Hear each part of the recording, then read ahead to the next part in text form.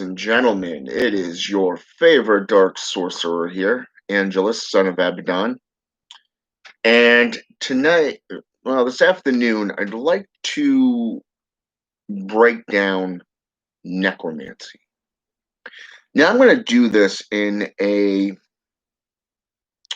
three-part video. Okay, that means 3 different videos.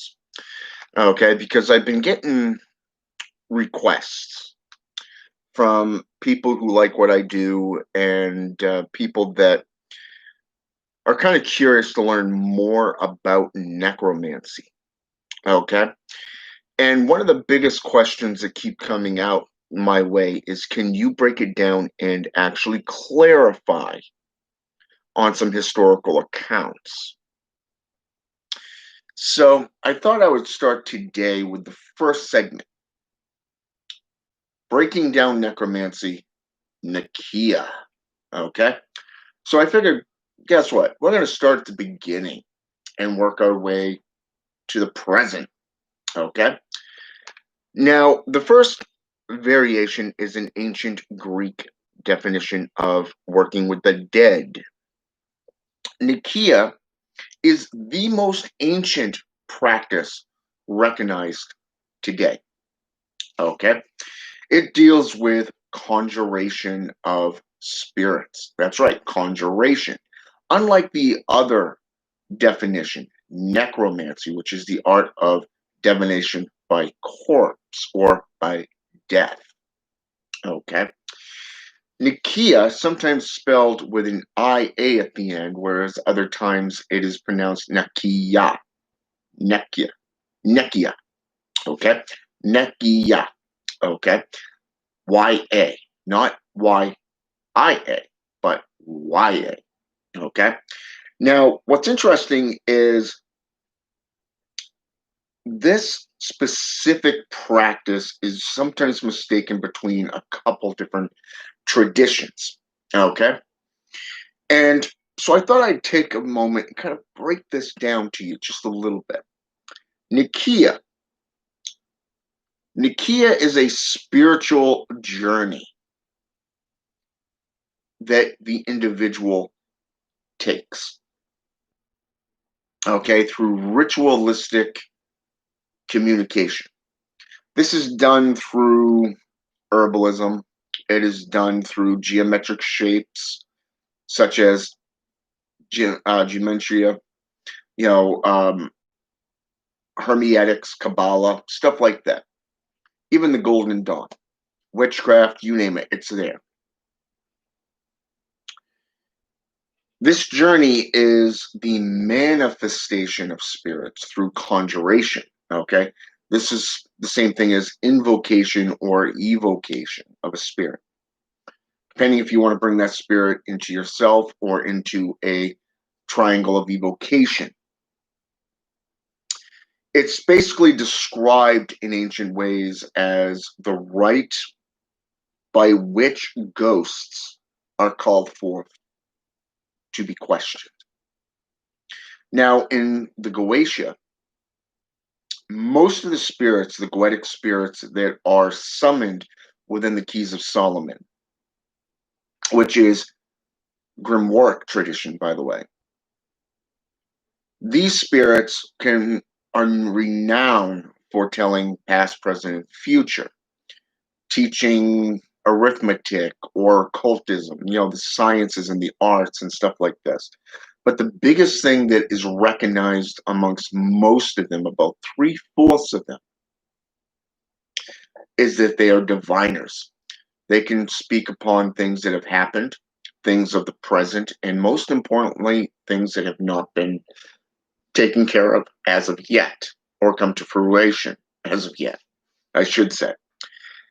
Now, what's interesting here is that this practice is sometimes mistaken as a catabasis. A catabasis. Okay, that's Kata basis. Okay, catabasis. Now, the difference between the catabasis and Nekyia is this. It is the difference between summoning the dead for questioning and actually traversing or traveling to the dead, the land of the dead. Okay? Hell or whatever. Think of Sumerian, okay? And Anna. The Greek Persephone. The Sedan, a woman's tale of drowning. Okay?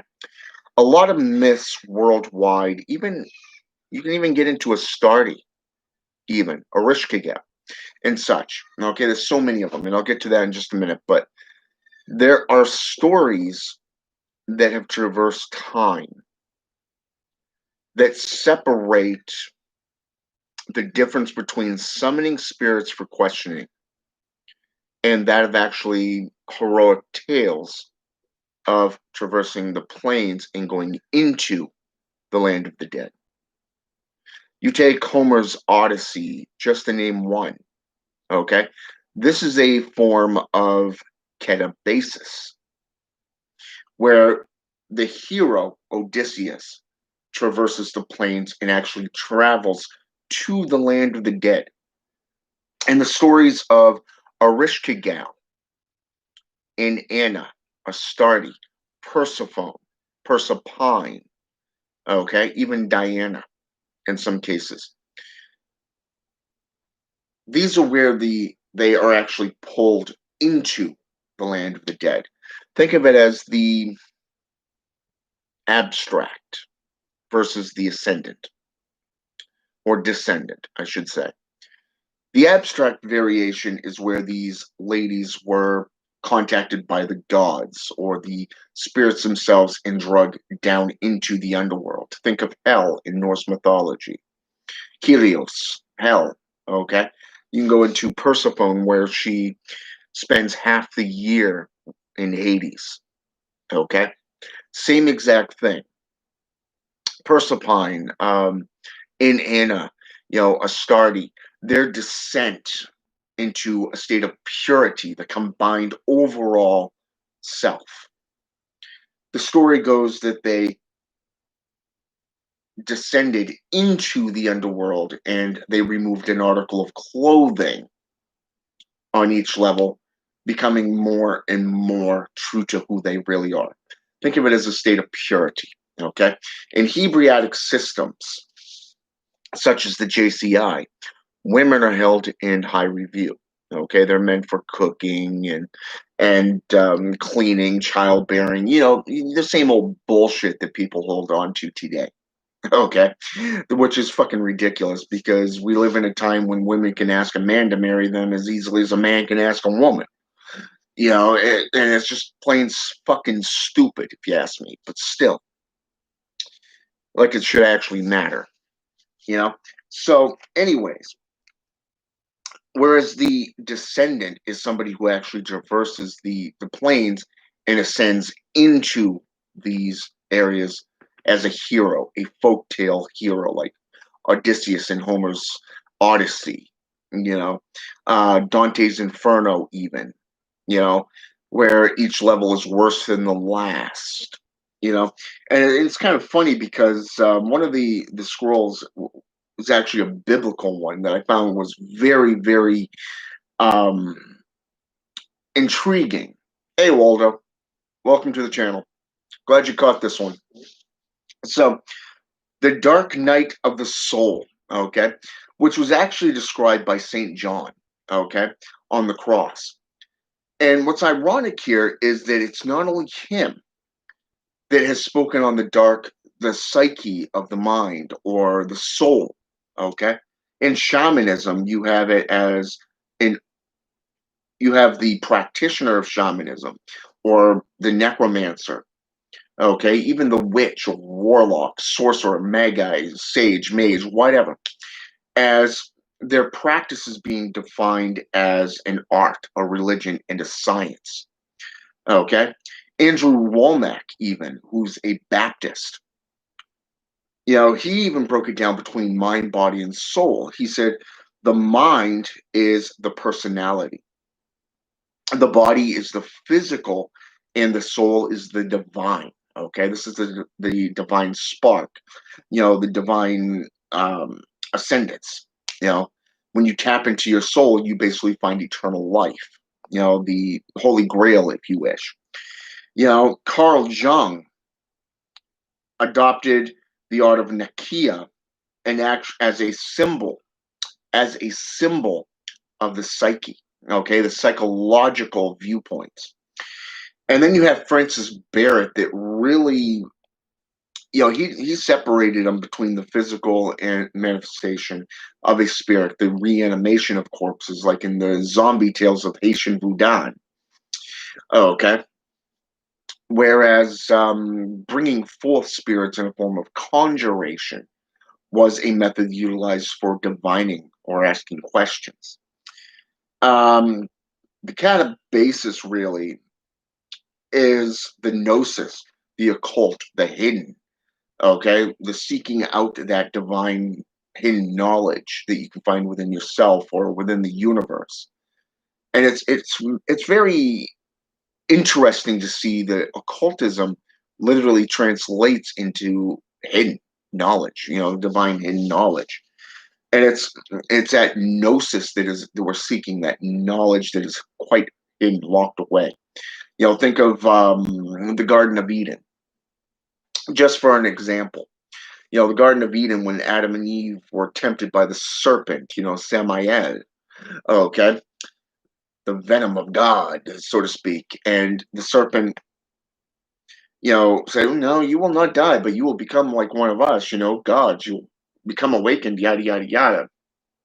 And of course, Eve, the first woman, decides to eat the apple, and oh my God, I'm naked. Holy fucking shit. Okay. She became self-aware. And then she offered it to her husband, Adam. And of course, when he was questioned, it's like, she gave it to me. Yeah, talk about a scapegoat, right? That's the original sin is the temptation aspect. So there's the knowledge, and that comes from the JCI perspective. Even furthermore, we can go into Friedrich Nietzsche, okay? Another great and renowned philosopher. And the way he perceived the catabasis in Nekyia is the contemplation of abysmal avenues. Okay, basically the traversing or the journeying into one's darker regions of your own mind. What are you capable of? Even Sun Tzu said to know one's enemy is to know oneself, and to know oneself is to know one's enemy, right? So, I mean, Nietzsche basically capitalized on this and went into himself. Think of it from this point perspective. Each level of your mind is in accordance with Dante's Inferno, right? Each level can be either more enlightening, such as Marduk out of the Necromancy, perhaps even the ascendance into the heavens, like that of Jesus of Nazareth. Okay, or you can go into the Dante's Inferno region and traverse the different planes of existence or the hells from the Asian Buddhist system, where every version of it, there are more than one hell. Okay.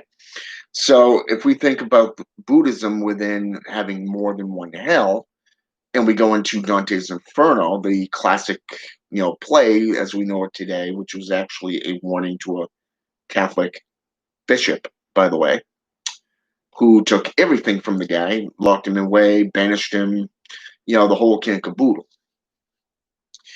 The way the point that he was making through this play was, you are committing every cardinal sin that you hold to be a blasphemy of the church and your God.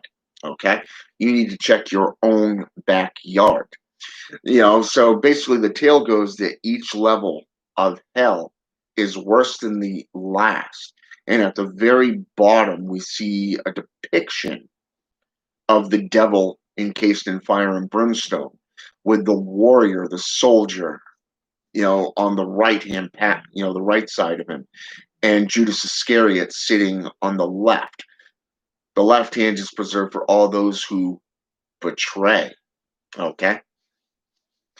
But more so, we see that the devil has so many different mouths going straight down the center, from the crown all the way down to the genital factor.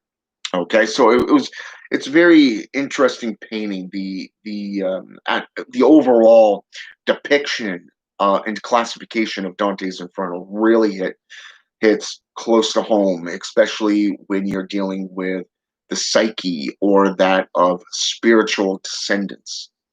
Okay, those of you who is more interested in ascending into other realms or other dimensions, going between the planes and communing with spirits, no matter if it's angelics, Ugan, Loa, demonic, or even the jinn. You know what I'm talking about. Okay. So some of the classifications of doing such a thing, especially within the context of grimoire traditions, is the Pactum Daemonium, okay, that is found in the Witch's Hammer. This is known as the witch's pact with the devil or a devil, okay, because even the Bible in the book of Revelation speaks to many antichrists, okay. The New Testament's full of it, okay. So it's not just in the book of Revelations, it's also in the Gospels. Okay, it's in the book of Acts. It's in just about every book from Matthew's to Revelations. And we see the the gods and how they, how should I say this, the abstract variation of forcing themselves upon the female. Okay. In this case, let's look at Zeus. He was renowned in Greek mythology for his well, let's just say his obsession with human women. Okay. Odin, always going from woman to woman, right? Thor, another classification, never got serious with a single woman, even though Zeus was supposedly married to Hera. Okay. You look at Hades, okay, literally dragged Persephone to hell on her wedding night, nonetheless. At least that's the variation of one of the few stories that is about it. Okay. And she was given a choice: live half the year here with me, and the rest you can associate with the humans. Okay. But then we see also the story of Medusa, okay, and Poseidon. There was actually two classifications story wise of this abstract. Okay. One was that Poseidon forced himself on her in Athena's temple, and Athena cursed her for all eternity with the snakes coming out of the hair, the turning men into statues and stuff like that. Now, she saw this as a curse, but in reality, it was more of empowerment, because now she had the power to defend herself, to protect herself and others. Okay. And then we see in the New Testament where the Christian God not only commits and recommends human and animal sacrifices, incest, and a whole bunch of other things throughout the entire Bible. But the biggest thing is in the four Gospels, when he literally impregnates Mary without her permission. Wow, what a philosophy, right? Same old, same old. But you see the same old abstract variation of females traversing the underworld, being second best, being used for whatever. Okay. But then you see the masculine aspects as well, outside of Arishka Gal, Astarte, Persephone, Hel, um, Izam, Nami. the New Tepo, and and and Iman and such. Okay, aka the abstract made traverser. Okay, but then we see the male aspects such as Odysseus, Hercules, um, Orpheus, even. Orpheus is classified as a Devi, really. I mean, he was a guy that played an instrument, the harp. Not the harp, but what do you call that little miniature guitar type thing that they use down in Hawaii? Okay, not a banjo. It's something small. It's like a ukulele or something like that. And it's funny because of the fact that we see these heroes rescuing the dame in distress. They go through all these tests and all these trials, whereas the female archetype here transcends, removes an article of clothing to become more pure in nature, much like a virgin if you think about it. But here's the kicker. Then we can go into the religious icons. Let's just take a look at this for a moment. From religion, Deitas, a bliss, lord of the jinn.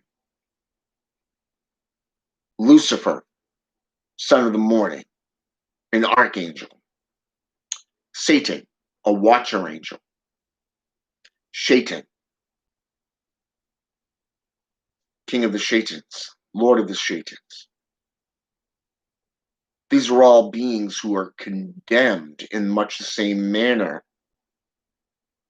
as Prometheus. Why? Because they would not bow down to the JCI. They would not bow down to when they were told to.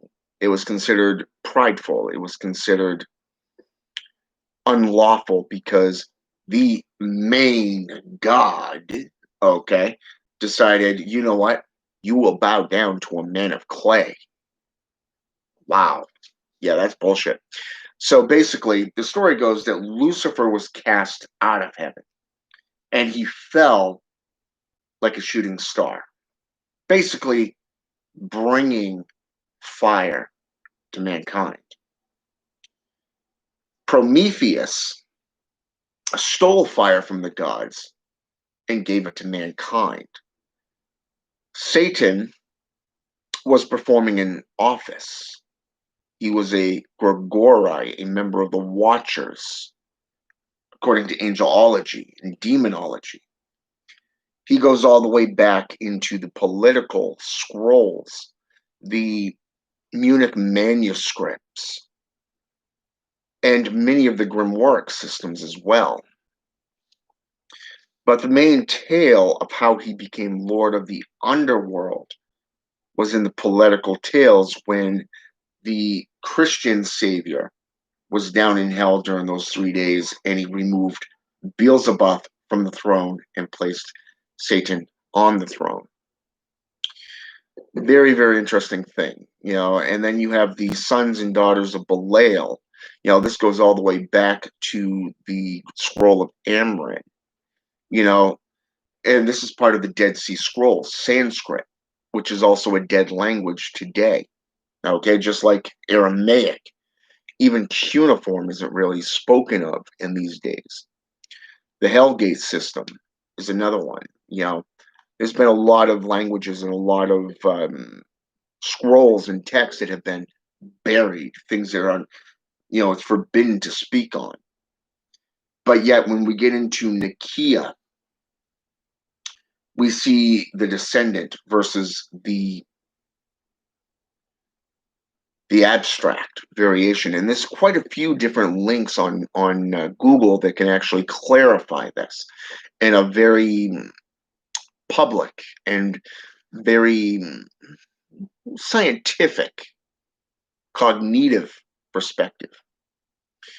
I mean, you have a lot of grimoires out there from like the Black Arts by Richard Cavendish. You have, the Temple of Outer Witchcraft by Christopher Penziak. You have Eliphas Levi, who wrote the Doctrines of High Witchcraft. You have he was into necromancy and black magic, but he was so scared he went back to Hermetics and Kabbalah, Middle Eastern traditions. You have the pact making between man and or humanity and that of these ancient gods found in the grimoire traditions, such as the Grand Grimoire, the Black Raven, even the Red Book of Appin. You know, a lot of them require that you make a pact with Lucifer's Raphael, the infernal scribe and pact maker, or if you want to get back into Mesopotamian, you can actually go into Mephistopheles, who's the blood pact maker. Yeah, so I mean, there's a lot of different things out there, depending on how you want to look at it. Knowledge-wise, that speak on the difference between the ascending into the underworld or through a journey, such as utilization of psychedelics, like say drugs, that chemically alter your brain, you know, thought forms, or the way you think, the way you perceive things. So a lot of practitioners today would tell you to stay away from these type of drugs because they give you a state of false toxicity within your rituals. Others will tell you go ahead with it. I mean, you look at dark shamanism or black shamanism. Okay, it's traced all the way back to the 13th century. Genghis Khan was a leader of what was known as a group known as the Dark Had.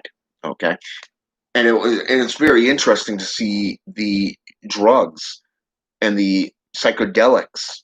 Things from plants, things from herbs and trees and venoms and all of this stuff that was associated with Nekyia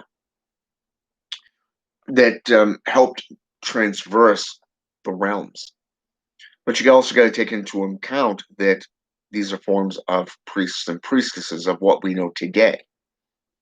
Okay, these are the druids, these are the shamans, the medicine men, the hexa, the agi, the strega. Okay, these are people who practiced what they preached. Okay, and in the old days, there were no limitations on or laws placed on how to practice this stuff. They weren't worried about, oh, if I take too much, I'm going to kill myself. No, they weren't like that. They performed alchemy. They carefully defined and redefined the potions and the herbs that they ingested, that they gave to their clientele, which is why they were so highly feared and sought out.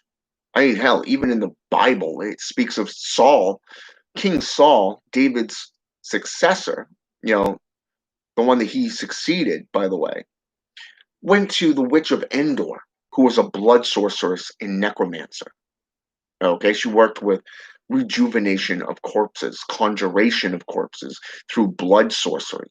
Okay, most likely she had human skulls, human bones, different potions, and a whole bunch of other things just lying around. Okay, today it's considered unlawful, illegal even, to even have this stuff. So think about that for just a moment. When you get into a system like Nekyia, how many aspects are placed just within this one concept? The Jungian concept by Carl Jung, Sun Tzu, The Art of War, Friedrich Nietzsche, a philosopher, the different perspectives.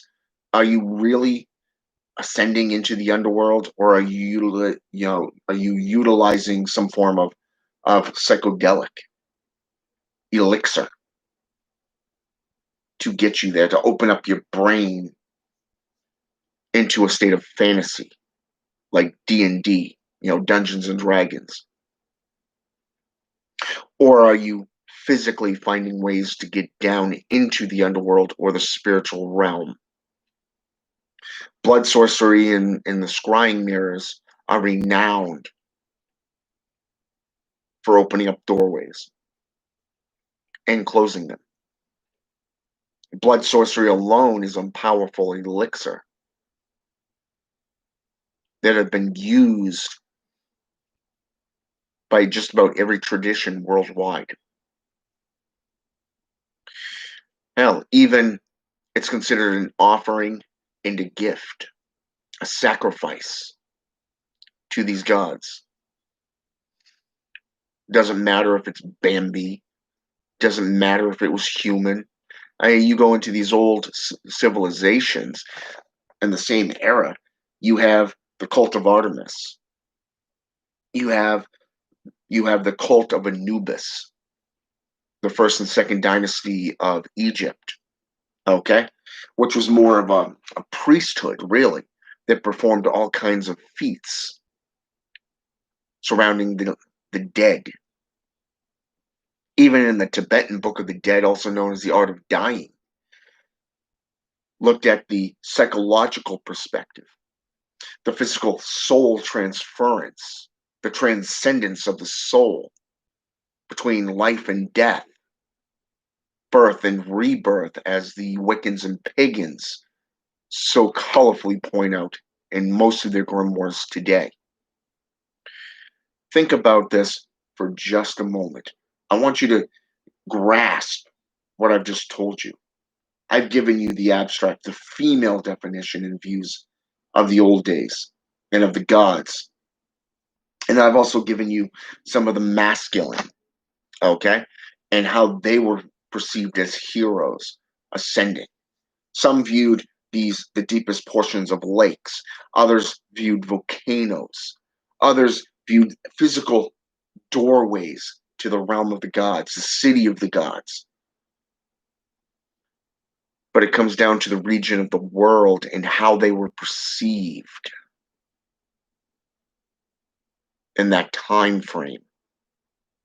And you are the one that has to delve into these legends, these folk tales, these old wives' tales, history and mythology, and combine them. You're going to see all kinds of crossovers, intersecting lines, ley lines between systems that have traversed at one time or another.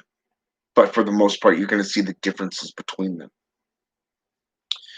So next week, I will be back on here to do the next stage of this video series, this 3-part video series. And it will be based off Necromancy. That's right, Necromancy, the art of black magic, and how it was perceived between 500 and 1,000 years ago. Okay? Operation Crossroads, welcome to the channel. So yeah, and then the final one will be on how necromancy is perceived today. Okay, from 500 years ago to the present time. Back to the Greek definition, the necromancy. Okay, necromancia. Okay, so keep a lookout because part 2 will be here sometime in the next couple of days. All right. Have a good day. I want to thank Waldo and Operation Crossroads for joining me on this first video. And for those of you who are going to come on after this fact, welcome to the channel. And hope it was educational. Hope it was enlightening for you. And I hope that you go out and actually research these texts that I've given here in this video and look up the various different names and traditions.